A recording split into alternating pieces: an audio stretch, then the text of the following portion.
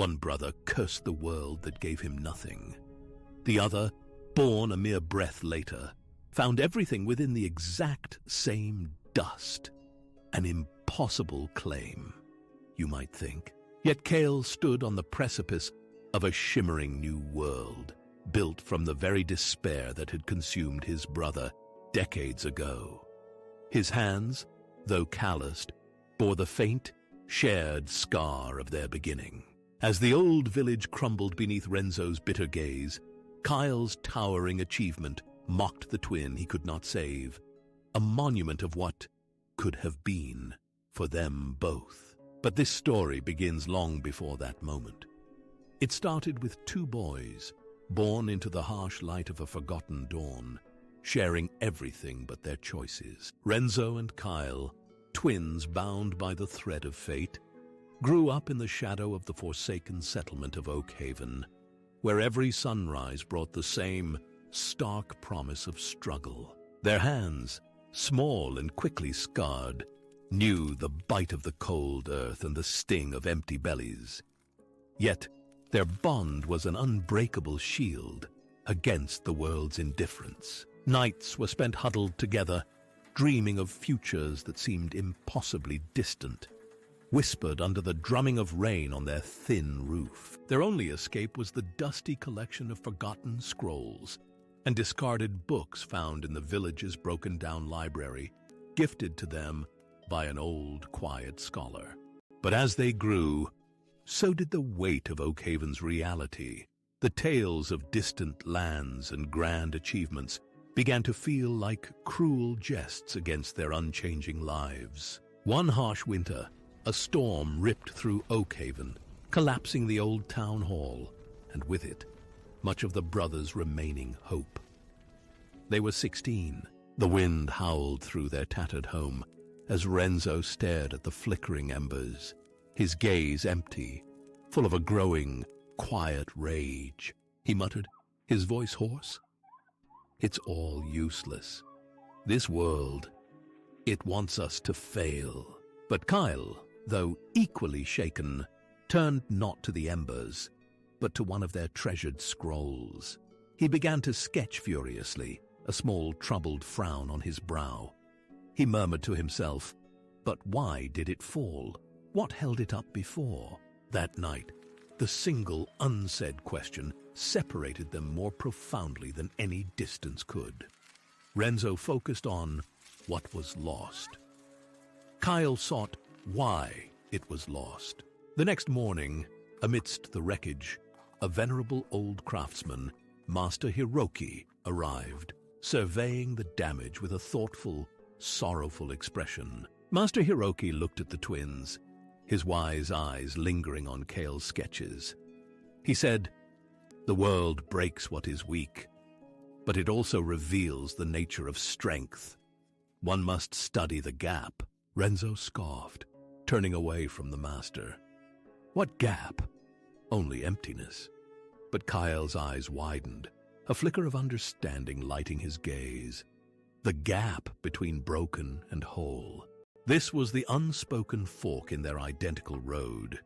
One would curse the hand that held the hammer. The other would study its craft. And so, two futures, born from the same dust, began their slow, inevitable divergence.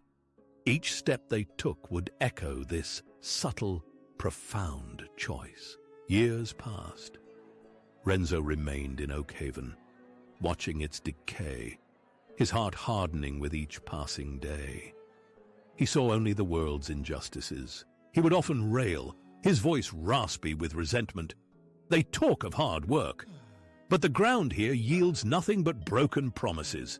It's a curse." Kael, however, had followed Master Hiroki to a nearby valley, studying with a fervor that bordered on obsession.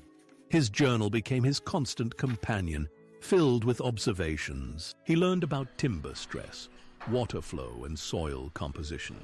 He learned not just what to build, but how to build against the world's harsh realities, using them as guides. Master Hiroki, watching Kael's progress, often said, his voice soft but clear, The obstacle is not the wind, Kael. It is the tree that resists understanding the wind. Meanwhile, Renzo's bitterness grew. He saw every minor setback as proof of the world's conspiracy against him.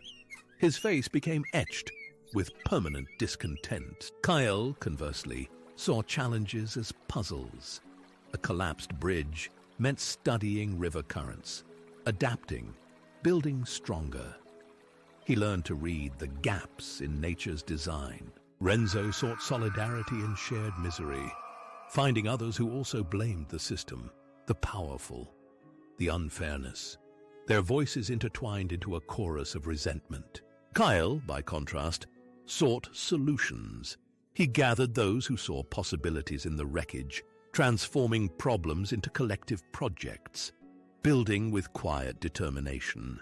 Each brother, in his own way, built a life around his core conviction. Renzo, a fortress of blame. Kael, a bridge of understanding. Their paths rarely crossed now. The shared memories of childhood faded, replaced by the stark reality of their divergent present. Renzo saw every withered crop as an act of cosmic spite. He cursed the soil, the rain, the sun, everything that failed to provide. Kael studied the soil, its mineral deficiencies, the best ways to channel scarce water. He saw opportunities for innovation, for adaptation, for growth. Renzo blamed the lack of trade routes, the distant cities that ignored Oakhaven. He felt trapped by the geography itself, a victim of its isolated position. Kael designed new, lighter boats capable of navigating the shallows, charting new routes, connecting Oakhaven to previously inaccessible markets. He saw opportunity in the impossible. As the years stretched on, Renzo's face became a roadmap of his grievances, each line a scar from a perceived injustice. His bitterness was a shroud he wore constantly. Kael's face, though equally marked by time and hardship, held a different story. Lines of thought, of quiet triumphs, of a peace earned through relentless inquiry. Even their childhood home, that shared sanctuary, reflected their diverging spirits. Renzo's part was dark, cluttered with resentments. Kael's, though distant, became a beacon. Kael, with his community, started to rebuild.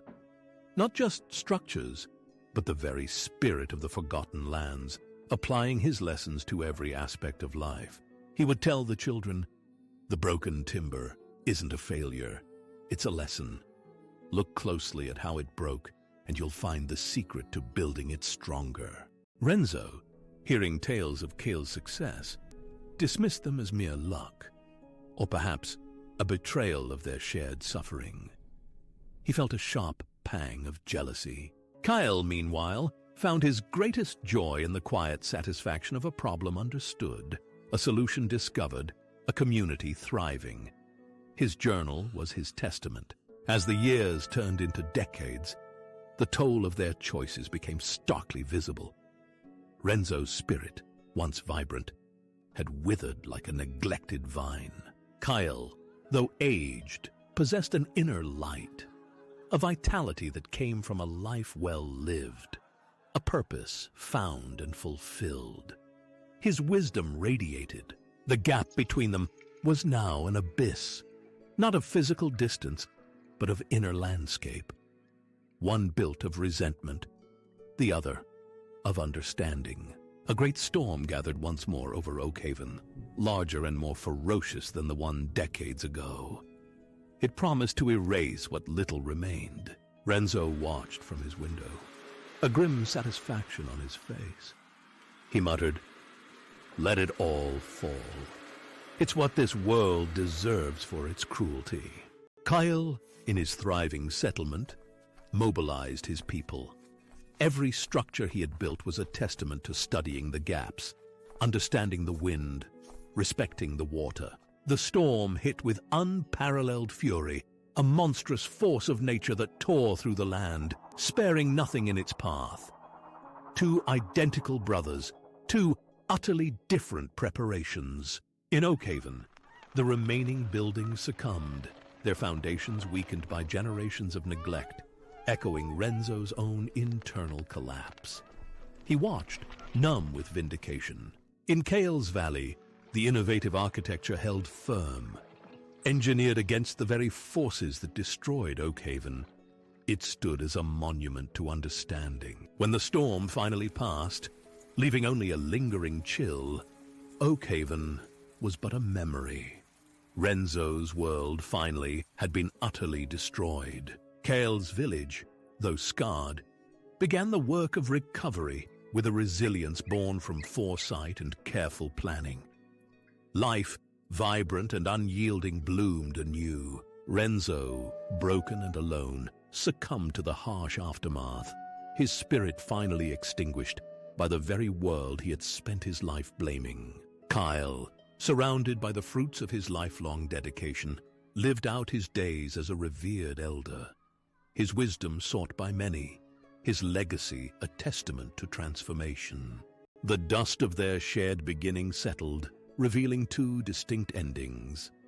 Not a matter of luck, nor destiny, but of a single, crucial choice. That night, over 4 decades ago, when the town hall fell, Kael chose to ask, why? While Renzo only asked, why me? One question leads to blame, to resentment, to a life trapped in the past. The other to understanding, to growth, to a future built on learning. Master Hiroki's words echoed through the generations. One must study the gap. That gap, it turns out, is not between people or places, but between perspective and blindness. Every person alive today faces this same decision, hidden in plain sight.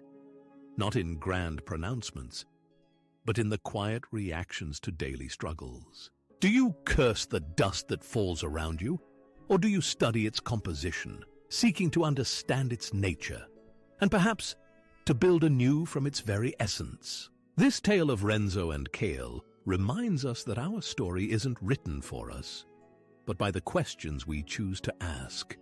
If these paths resonate with your own quiet contemplations, let your curiosity guide you to explore more stories that reveal the invisible choices shaping our lives. Perhaps, by understanding their dust, you might find your own unique bloom.